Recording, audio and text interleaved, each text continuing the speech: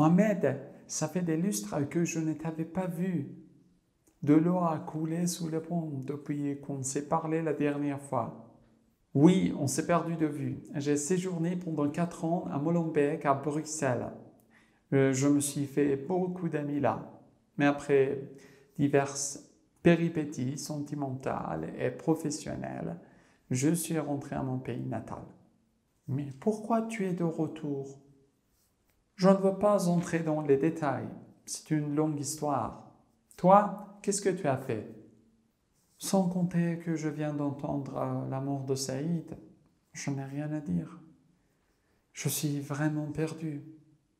Autant que je sache, vous vous étiez séparés, n'est-ce pas? Oui, mais je l'aimais encore.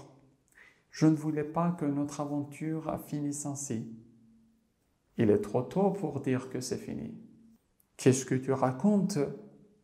Il paraît que Saïd est sain et sauf. Quoi? La police vient de m'annoncer la mort de Saïd. La police pourrait se tromper aussi, crois-moi. Il a besoin de nous maintenant. Mais il est où? Qu'est-ce qu'il fait? Pour le moment, je ne peux pas te donner plus d'informations. Mais demain, je vais partir le voir. Tu pourras m'accompagner si tu veux. Mais je te préviens que ce ne serait pas un voyage facile.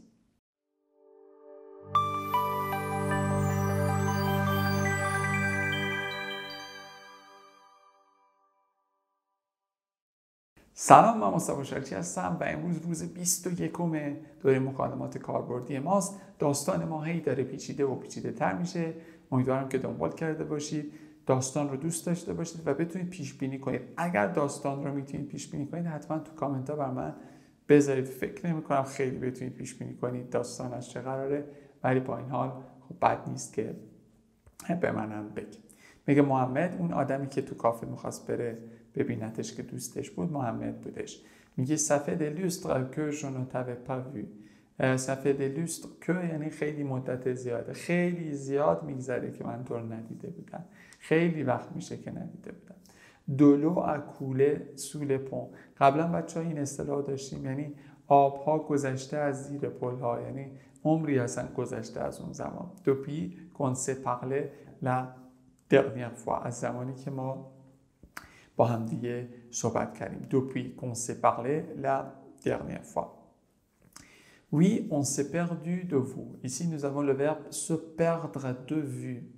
C'est le contraire d'être en contact. متضاد در تماس بودن. یعنی همدیگر رو گم کردیم، دیگه همدیگر رو ندیم. Se perdre de vue.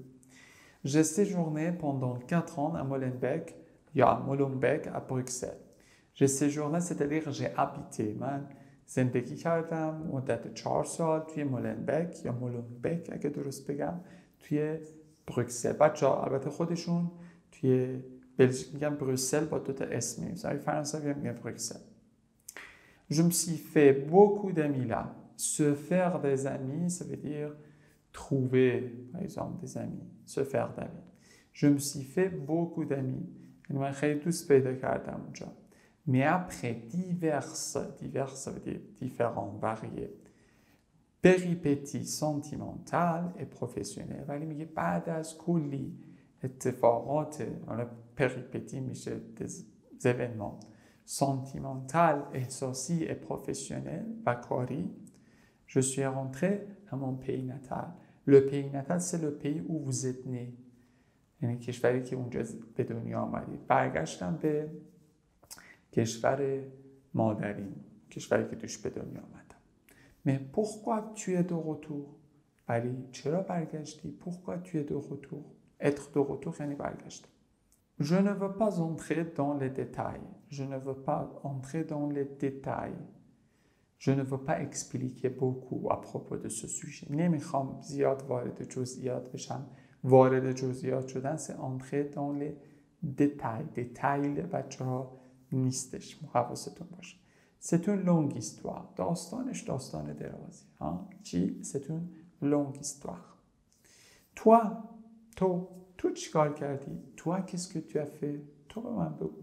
منو بیخیال. تو چیکار کردی؟ Sans compter que je viens d'entendre la mort de Saïd, je n'ai rien à dire. Je suis vraiment perdu. sans compter que یعنی بجز. sans compter de میتونه بعدش فعل بیاد، sans compter que بعدش میتونه جمله میاد. میگه بجز اینکه تازه شنیدم خبر فوت مرگ سعید رو. venir de, vous savez que c'est le passé récent. C'est quelque chose qui a eu lieu un peu plus tôt dans le passé. یکم زودتر تو گذشته تموم شده. یه کاری که همین الان تموم شده رو از passé récent استفاده میکنیم. La conjugaison est simple. C'est venir de plus infinitif. Par exemple, je peux dire je viens d'entendre, tu viens d'entendre, il vient d'entendre, nous venons d'entendre, vous venez d'entendre, il vient d'entendre, elle vient. Je n'ai rien à dire. هیچی ندارم برای گفتن. بچه ne rien میدونید که c'est une autre forme de négation. یه شکل دیگری از منفی سازی هست. No et pas, c'est la forme la plus générale de la négation. این عمومی‌ترین شکل منفی کردن. Mais nous avons d'autres formes pour la négation. Par exemple quoi? Par exemple ne rien, ne jamais, ne personne. اینا همش منفیه و وقتی اینا هستن دیگه بچه ها استفاده نمی کنیم. نگید مثلا je n'ai pas rien à dire, je n'ai rien à dire. هیچی برای گفتن ندارم. je suis vraiment perdu. واقعا گم شدم مثلا دیگه نمیدونم چیکار کنم. Autant que je sache, c'est une phrase que vous pouvez mémoriser. جمله که میتونید حفظش کنید. خیلی جالبه. میگه تا جایی که من میدونم. عدد autant que subjonctif میاد معمولا. Autant que je sache, تا اونجایی که من میدونم vous vous étiez séparés. شما جدا شده بودید از هم دیگه. Ici nous avons utilisé le plus que parfait parce que c'est un temps antérieur à une autre action dans le passé. بخاطر که یه کاری قبل از یه کار دیگه بوده تو گذشته. تا جایی که من میدونم شما از هم دیگه جدا شده بودید. n'est-ce pas؟ اینطور نیستش. oui mais je l'aimais encore. ولی هنوز دوستش داشتم. بچه ایمه میدونید ایمه خالی برای آدم بگی یعنی عاشق کسی بودن، دوست داشتن. خیلی خالی نیست. برعکس ایمه بوکو و ایمه بیان درجهش کمتر از ایمه است. ما یه بار دیگه به شما گفتم ژم بیان یعنی خوشت میاد از یه چیزی. میگه ژم بیان مکم بغت کلاس، از این هم کلاسیم خوشم میاد. خوشم میاد همین جوری ها، نه که علاقه داشته باشم.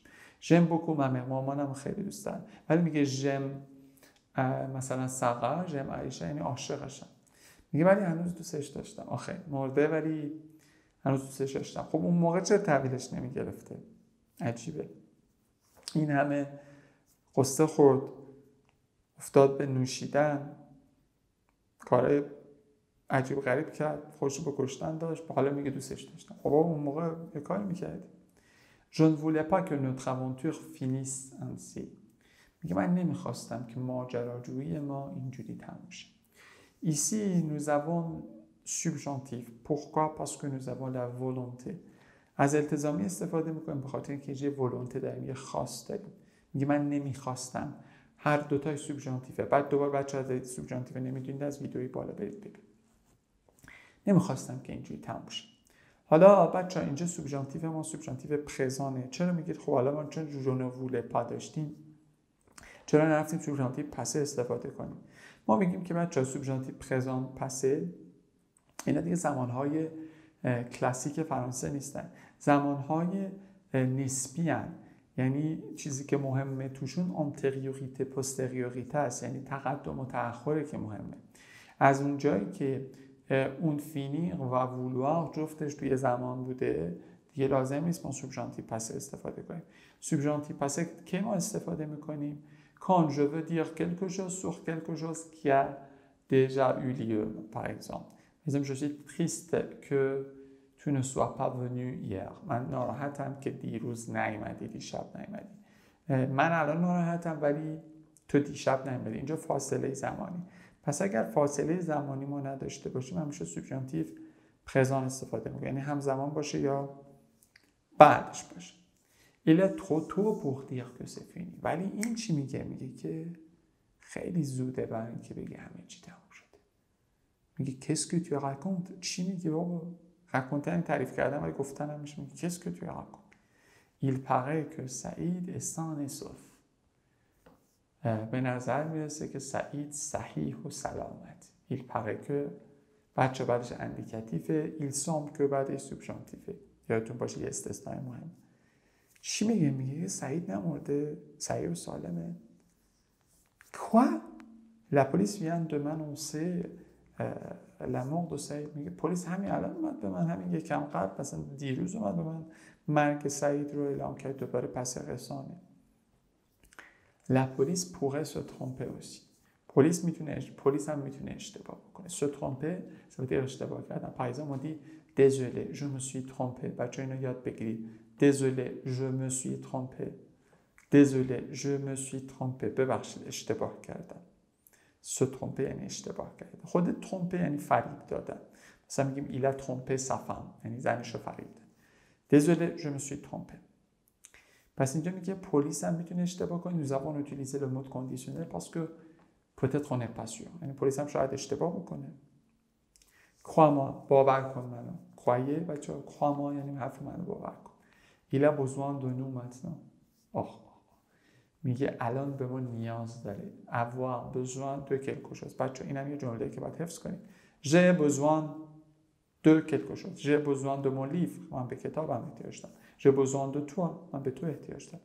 توی پرونوم کولاتیف هایی که بچه‌ها داشتیم دون که برای پرپوزیسیون دو بود خیلی میتونیم استفاده میکنیم. c'est un livre dont j'ai besoin. c'est une voiture dont j'ai besoin. c'est toi dont j'ai besoin. به تو نیاز دارم. عجب داستان شد بچه. mais il est où؟ کجاست؟ qu'est-ce qu'il fait؟ داره چیکار میکنه؟ pour le moment فعلا je ne peux pas te donner plus d'informations. من فعلا نمیتونم به اطلاعات بیشتری بدم. بچه چرا گفتیم پلوس انفورماسیون نگفتیم پلوس دزانفورماسیون؟ چون انفورماسیون خودش که یه مقداری داشته بوده، دزانفورماسیون پلوس هم یه دو داشته، پلوس دو دزانفورماسیون بوده. en français double 2 ce n'est pas possible donc on supprime le deuxième.